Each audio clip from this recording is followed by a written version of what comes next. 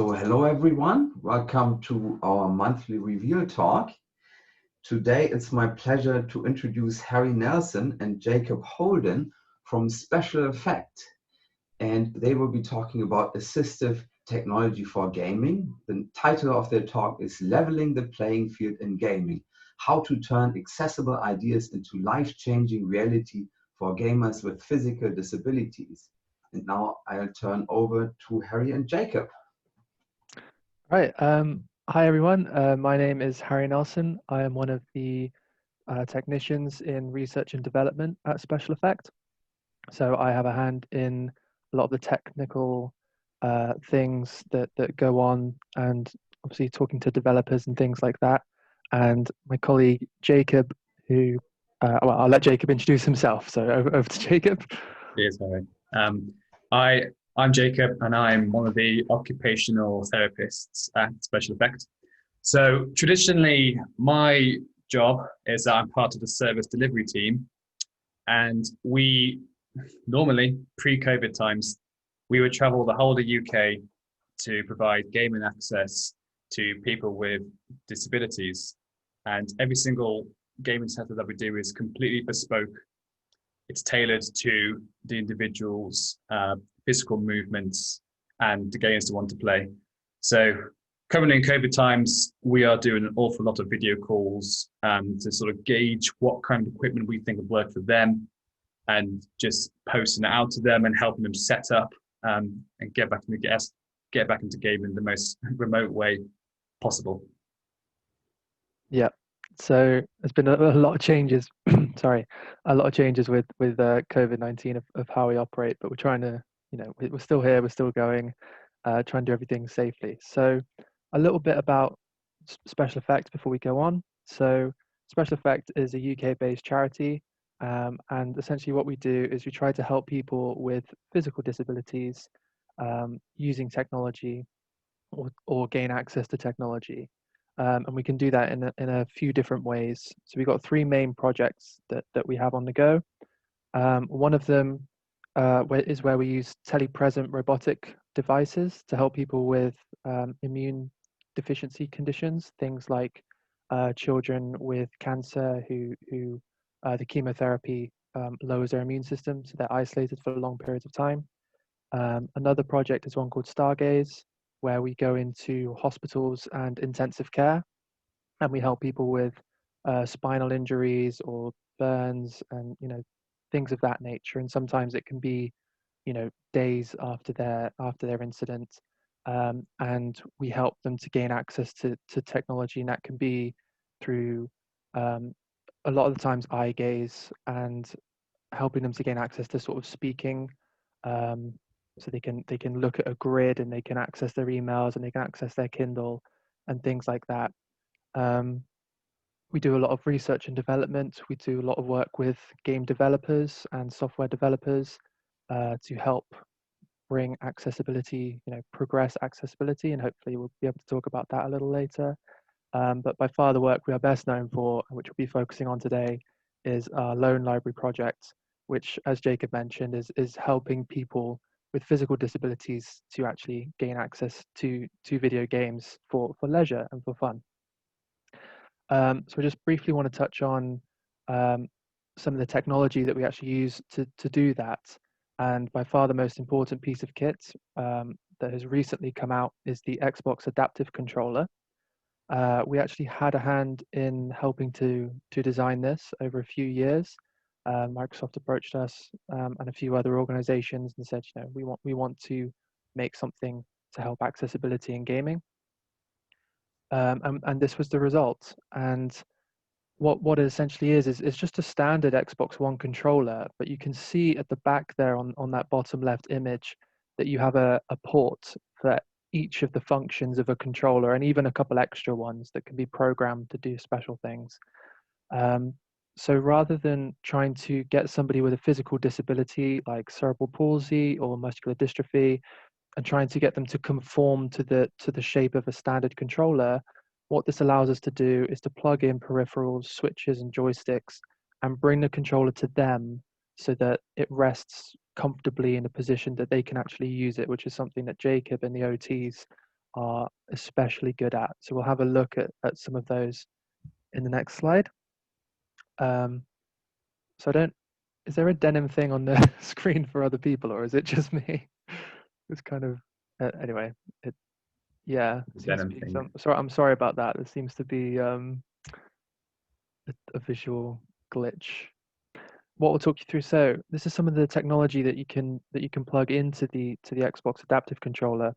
So in the top left there, you can see a chap called Drew who Jacob worked with, and he suffered from a high spinal injury, which meant that the vast majority had very limited movement, sort of from the neck down. Some small movement in his hands and wrists, but for the most part, gross movements of moving the arms and the shoulders, which was very difficult for him.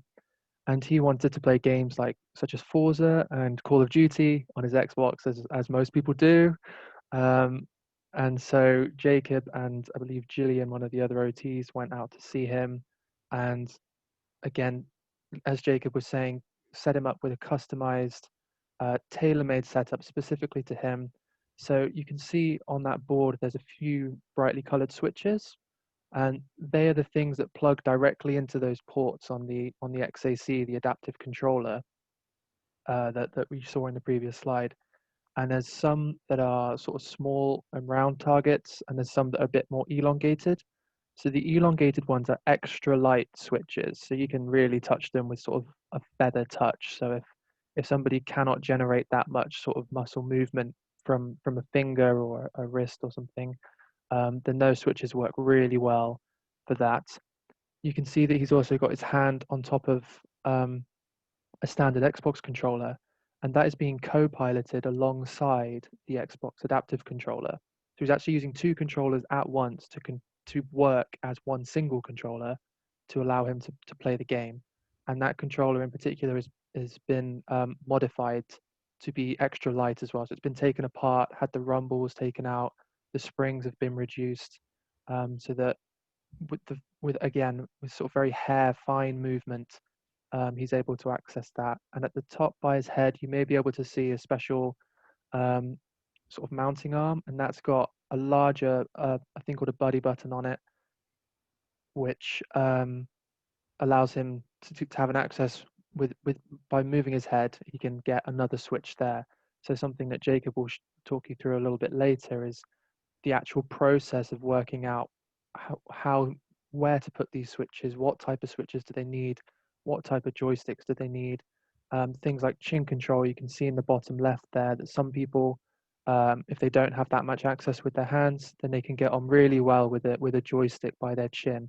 And Jacob he's very much the man who goes out on the day to work with each and every person on an individual case to find the perfect place where they can have some movement. So I think in the next slide we've got a few more. Yep. So here's a couple more sort of little cases for you, just to sort of show it in action. So on the left there, we've got Ryan, who suffers with muscular dystrophy, and he wanted to play FIFA. So sort of coming back to our work with developers, we worked with EA and with FIFA to get a special control, a couple of special control systems put into the game, one button and two button mode, so you can play the whole game with a joystick and one button if you wanted to, or a joystick and two buttons. And in Ryan's particular case, he's using the two button mode, which allows him to play the entirety of FIFA. He can play online, he can play with his friends. And again, he's got a modified lightened controller and some ultra lights that he's held in his hand, which you can see a bit of Velcro there, and that's how he's gaining access to that. And on the right hand side there, we've got Will, who has a condition called Friedreich's ataxia. He wanted to play on the PlayStation 4, and we are able to get the Xbox adaptive controller and other sort of adapters to work on the PS4 with a bit of technical wizardry, to cheat it into thinking that it's a PlayStation controller. He wanted to play Assassin's Creed and sort of Lego, Harry Potter, and games such as that. And you can see, hopefully, you can see that he's got his hand on a much sort of larger joystick, which for him he could move his arm from his shoulder, but the sort of fine wrist movements, that was what he particularly struggled with. So by being able to grasp on quite tightly to a larger joystick, it allows him to use more of his shoulder to gain the movement, rather than relying on the very fine sort of thumbs and fingers, which he didn't have particularly great access to. So you can just sort of see how the different elements and technology comes together to work for people of all sorts of conditions. How different conditions, different movement, each have their own sort of setup. So if we go on to the next one, please, Jacob. Yep. So we do a little bit of work on eye gaze. So this is sorry, I think I'm going to run way over time, so I'm very sorry. So this is eye gaze, where I work in a hospital. So again, this is helping people to access more general computer usage if they've suffered an injury. So I think, Jacob, if we skip the next video, sorry, I think we're just this would be a video. And this is our work on iMine, which is a special interface that we developed to allow people to play Minecraft entirely with their eyes. And you can see that just by looking at the different actions, it will do it in the game. And the day after it was launched, we got a lovely picture from Japan of somebody in Japan who's downloaded it for free, because all of our work is for free. And he's downloaded it and he's playing. So we'll move on to Jacob now, who can talk you through how it all comes together. Cheers, Harry. Yeah, so a couple of people that I've helped in the past. So this is Ethan. So he has cerebral palsy, so that means his movements are quite large and sometimes involuntary. They're not very controlled as easily as us. He's got an Xbox One and the PS4, and he likes to play the Spyro and Lego games on the PlayStation 4 and Toy Story 3 on the Xbox One. This is kind of a quite simple setup that he's got here. So he's got these 4 buddy buttons that Harry mentioned earlier, which are active. So for the PlayStation, we've actually got stickers to denote what each button does. Ethan's actually got a separate setup for the Xbox One as well. So he's got, so for Xbox, it would be A, B, X, and Y for the main, we call them the face buttons, and for PlayStation, it's the cross, circle, triangle, and square button. And these buttons are pretty integral to the games that Ethan wants to play, particularly, say, in Spyro, where you have to press circle to flame, square to charge, and X to jump. And then we've got this kind of joystick that we call an ultra stick. It's very good and robust for people who have these gross movements, because they're just able to get a nice grip on it, and it's got a ball topper for them to handle it quite nicely. There's another topper that goes with it that we call a Meru T topper, which is similar to you find in wheelchairs, where it's sort of well, you can tell by the name it's T-shaped, so they can get a nice grip with their entire hand palm down. And this all connected to the Xbox adaptive controller. And because it's an Xbox controller, it connects wirelessly to an Xbox One console. Whereas if we're doing it through a PlayStation 4, we have to use a special adapter, which I will come on to very shortly. So that was quite a simple case for Ethan. However, this is Sam, who has Duchenne's muscular dystrophy. He's got a PS3 and a PS4, and he enjoys games like Need for Speed, Uncharted, The Saboteur, and Spider-Man. And his movements are predominantly in his fingers. So what we like to start with initially, for people who haven't gamed in a while or just getting used to a gaming setup, is to pick a game, hopefully by their own preference, that has a few amount of buttons required. So driving games like Need for Speed, where you typically only need a single joystick and at least 2 buttons to do the accelerate and braking, is a great start to get into it. So we took a look at his movements, and we saw that he can control his own joystick with his right hand. However, in terms of positioning a joystick, it was quite difficult to get it into this position. So we ended up putting it here, where Sam was able to access it with his left ring finger. Because the way that Sam grips his joystick on his wheelchair is that he does like a pincer grip from above, but the joystick that we had at that time, he couldn't grip it from the top, and so we had to move over to his other side of the body. And we mentioned one of the variable friction arms that Harry said before, and that's how we managed to mount this joystick, as we attached the mounting arm to Sam's wheelchair, and that's how I was able to access the joystick. And that was also plugged into the Xbox adaptive controller. And here we have one of our other OT, Liz, who is quite looking gracefully at a variable friction arm. And this is the adapter that we use to get the Xbox adaptive controller working. So essentially, this just tricks the console into thinking that it's using an official controller. So we can get any controller working on any console with this mighty piece of kit.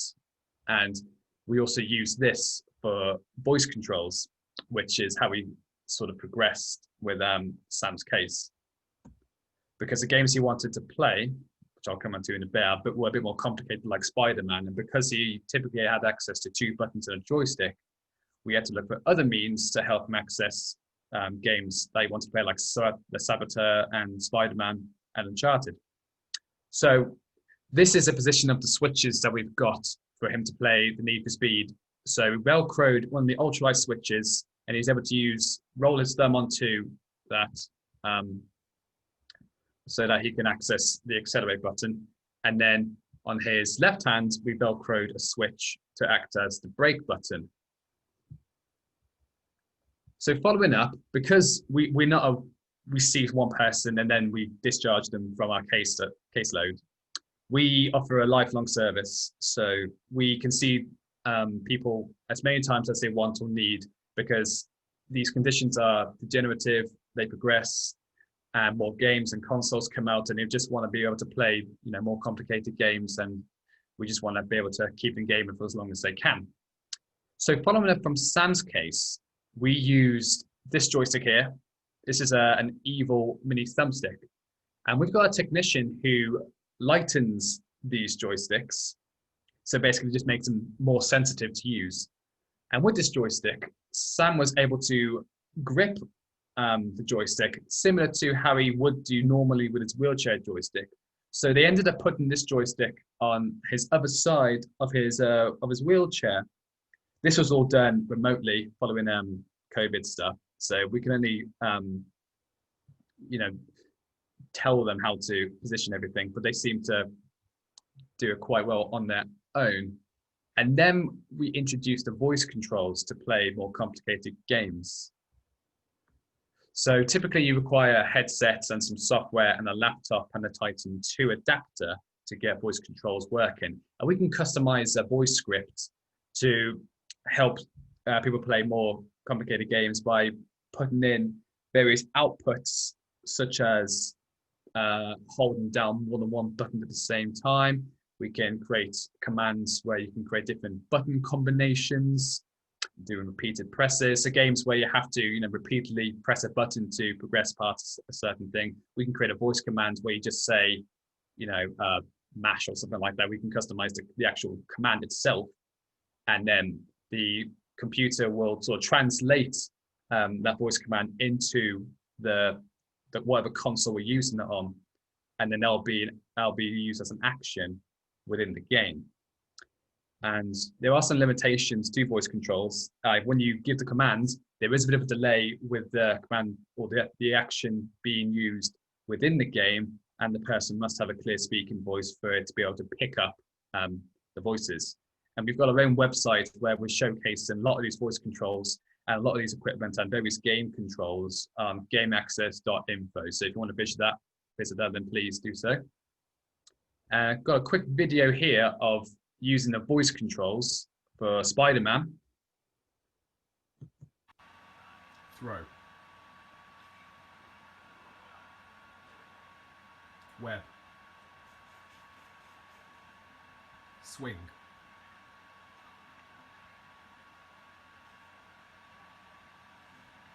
End. So a couple of things there. At the very start, when I said throw, it picked up this bit and threw it. So you can see you need the L1 R1 button to press and use this function. So we just created a command where we set it so that L1 and R1 are pressed when you say the throw button. Similar to when it gets to, say, the webbing, where he was firing sort of 4 to 6 web balls at a time. So we did a command where you press I think it's a triangle button to web, and we did a command where you press the triangle button up to 6 times for it to start webbing.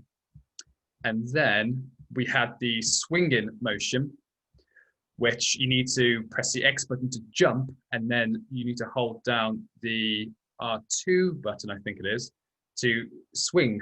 And so we just created a command to say swing, and the PlayStation would press X and then hold down R2 to continuously swing, and then saying the command end stops Spider-Man from swinging. And we can do a lot more complicated stuff than that, but this is quite sort of for voice controls. It's a relatively simple way of doing it. Yep, and sorry, I'm aware of the time, so I'll try to get through. But so this part may appeal to the more sort of tech people out there. So this is the work we do in research and development on how we're pushing accessibility forward in gaming into the future. So we work very closely with game developers and software developers. A lot of people will ask for our feedback on things. And one of the games that we've been working with over the past few years is the game Sea of Thieves from Rare. So this is a short video of us using a head tracking mouse combined with voice controls to actually play Sea of Thieves in its entirety. And Jacob, if you could play that for us very quickly. Fantastic. Sorry. Forwards. And you can see in the bottom right, it's picking up the commands. Sprint. And wherever I look, the joystick is essentially set to follow my face movement. Look at that beauty. Sorry. So usually head mouse in general, very similar to eye gaze. But the special thing about that software is it works with just any webcam, any standard webcam, which is quite rare that we find a good one that actually works like that. So because of this, I was able to show this to Rare and say, if you had what is essentially one joystick and a few buttons, you can actually play your game with a few adjustments. And they have now, we've been working with them, and they've literally released in the past few weeks a brand new update to the game that includes a fully single stick control mode and simplified buttons for the game. So again, it's working with developers, going through their games, looking at the different tech that's available, from the lessons that we learn, what sorts of issues do people with disabilities face, and what aspects of the game are those people likely to get stuck with. And we're trying to break the games down and give them reasonable adjustments that they might be able to make. So in Sea of Thieves, if you log on to Sea of Thieves now, you'll be able to find a single stick joystick option and quite a few other little accessibility settings that you can now access to help individuals like you've seen. And then finally, I just want to touch on, you can go to the next slide, please. Oops, sorry. Oh, yeah, so again, talking about developing. So on the left there, we helped with the Xbox Adaptive Controller. We also teamed up with Logitech to design a whole series of switches that you can just buy a box. So you can walk into your local game store, you can pick up the game you want, pick up the console you want, pick up the adaptive controller, and there's also a box of switches for you to plug into the controller with a whole array. It comes with the stickers, everything you need. Whereas before you used to go to specialists, all sorts of specialist places to get this specialized technology. Now it's sold mainstream at your local game stores and you can go in there and purchase it off the shelf just like you would anything else. And the final thing that Jacob touched on is we're also working on educational online resources. So we've got a website up now that's is and it has feedback for developers. It has feedback, sort of breakdowns of games, the controls. So if somebody's with a disability is wondering what types of games they can play, they can search based on their criteria.